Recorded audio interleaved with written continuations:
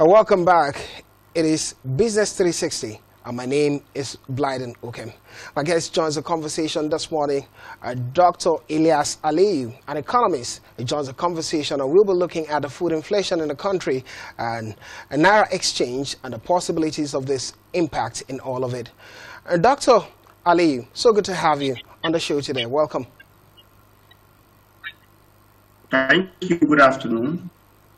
Good afternoon. Amazing times. We've seen the different reports that's taken place, especially the MBS report talking about unemployment rates in the FCT Abia. And yesterday we also had some understanding from that report that indicated unemployment rate had increased by 5.3% in the first quarter. And though many people believe it's just a number, but the reality getting even higher. We also saw the CBN increasing interest rate for 5 consecutive times. Meanwhile, inflation seemed to slow down on 2 consecutive months, but the value of food still very high in the country. Well, one question I would want to ask, which many people would say it's a no-brainer, would be what's really causing food inflation in the country. But I'll leave it to the expert to tell us what the pressure has been that's leading to more food inflation in the country. Doctor. All right. Thank you so much for having me. First and foremost, you agree with me that the major problem we have in food is food supply chain. And you even recall the president acknowledged that when about July last year, when he said that he declared state of emergency on food security. But having have that, you see, agree with me that the problem is transportation and the forex. That's the two problems, because no matter the produce you have in your market, there's need for you to take it to the market. No matter how, you also have to transport down to the farm. So these are the major problems that's causing food inflation. And you agree with me that the reduction in food inflation that we've seen in 2 consecutive times could be as a result of our farm produce. You agree with me that that season was season of tomato, yam, is harvest season, and that's why. So I'm afraid we may go back to the status quo as it were after this the reduction, which is quite marginal. All right, Doctor, you've made a point regarding harvest season for the food prices, and on the statistics level, the prices are down. But at the market level, the reality is that despite being the harvest season, it's still quite expensive. I've been to the market in recent times. I barely couldn't buy anything. And the conversation is, you are one of those people that really talked about a parity of the Naira in that regard. So talk to us about it. What is the difference now? It's harvest season, and it's reflecting on the data that food inflation is dropping a bit based on the harvest season, tomato harvest, as you've mentioned. But on the other hand, prices are still high in the market. So the stats does not reflect the reality in the market.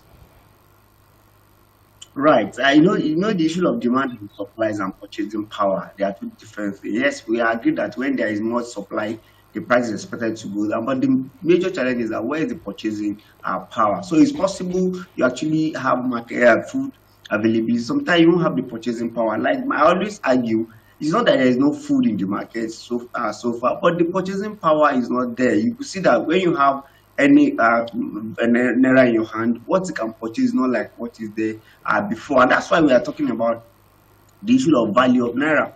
As of today, you know, Naira is about 1,670, and that's quite alarming. So it's had a ripple effect on the purchasing power, and that's what brought about where we are today. So it's possible that there is a food supply, food availability, but there is no purchasing power. But like I said, that little difference we saw was quite marginal, and is because of the harvest season. And by now we are back to our status quo.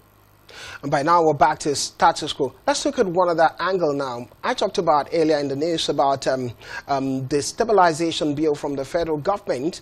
And according to the policy body, they're saying they'll be increasing taxes for more Nigerians amid the hardship, amid the economic situation. And the idea from the federal government is more taxes. The government can do more for the people, build roads, facilities, and all of that. But inflation is high. More taxes. Many Nigerians don't want to hear it. What do you make of this one? Right. I think I read through the Taiwo Ayodele proposal. I think his proposal, they were good, if you ask me. If you have the really enabling environment. But the thing is, when they say they want to increase tax, they say they want to expand tax net. It's a two different thing. Okay. The only tax they say they want to increase that has not even started is VAT. But they say they want to increase the tax net. And in your analysis, I also listened to you where you say that they want to be taxing foreigners. That's another way of increasing the tax net. Some people in Nigeria are not under the tax net and they do business the way they want. So if they can bring those people into the tax net, I think it's nothing bad. That would have increased the revenue that government desire. All right, one key area to ask a question and look at would be unemployment rate in the country. It isn't starting now, but the reports were out, and we saw the numbers according to NBS, the National Bureau of Statistics. But according to it, they've mentioned Abia State, FCT, Rivers, top Nigeria's unemployment ranked state. We saw the first quarter numbers that came out. But I want to put it to you now, when you look at the state of Nigeria, how do we solve this problem in the country? Many would always put it back to the government and the private sector growth. From your standpoint, how do we handle this unemployment problem in the country? First and foremost, I think unemployment in Nigeria is underreported. You recall that there was another parameter used by NBS to actually analyze the data, I think December last year, which has bring it down considerably. But for me, I think unemployment will continue since our MPR majorly continue to go in this direction, because people don't know the relationship between interest rates and employment. If you increase interest rate, people will not go to, manufacturers will not go and invest. And when manufacturers don't invest, there's no way they will create employment. And we don't create employment, there's no way we can get employment. In fact, the GDP will also be very, very low. So it's a very serious issue. Then looking at it from FCT, I wonder how Abia got into the highest level of unemployment, because they are majorly informal sector. And they have not listened to their governor saying that maybe workers should work 2 days, or the way Lagos and Osun State is doing. So I wonder how they got to the statistics that they are the highest. But for FCT, I think that is quite I can agree to that, because especially as a seat of power area.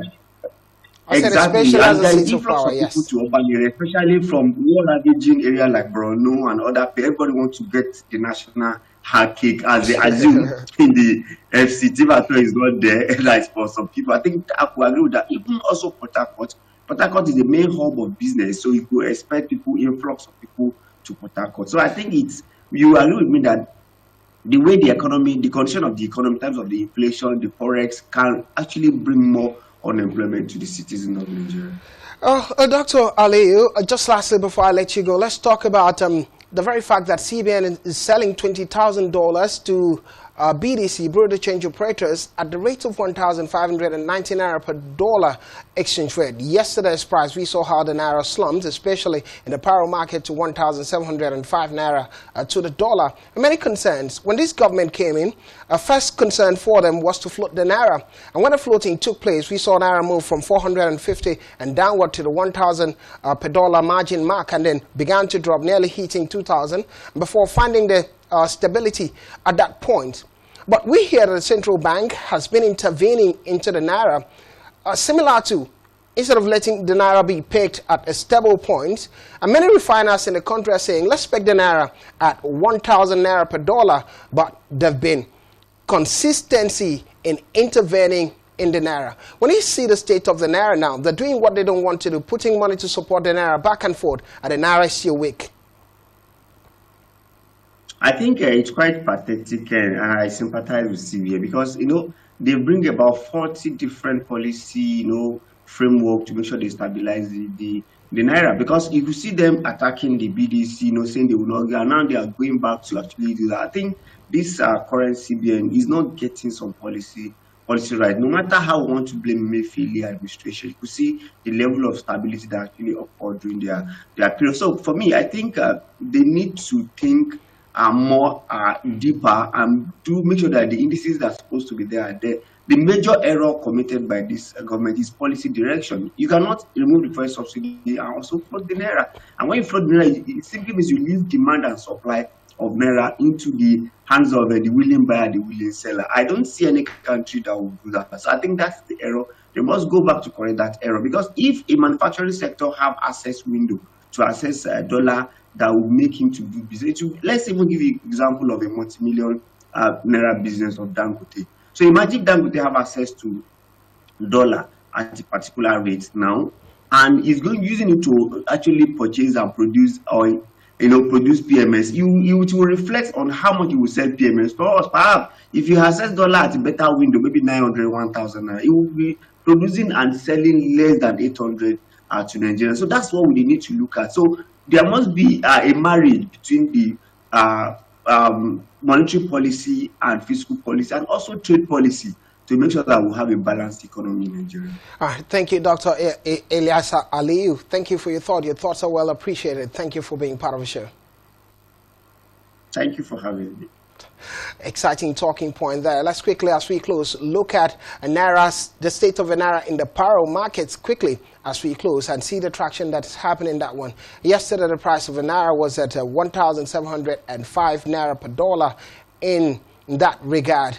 But today's price level indicates the Naira buying rate at 1,703 Naira to dollar and selling rate 1,690 Naira. A pound to Naira, a buying rate 2,285 Naira and selling rate 2,255 Naira, and euro to Naira 1,000 in that direction. Well, it's been an angle that comes with these businesses and a business structure that comes with it. And here we draw the curtain on today's edition of Business 360. Thank you for being a part of it. My name is Bladan Kim, and thank you for watching.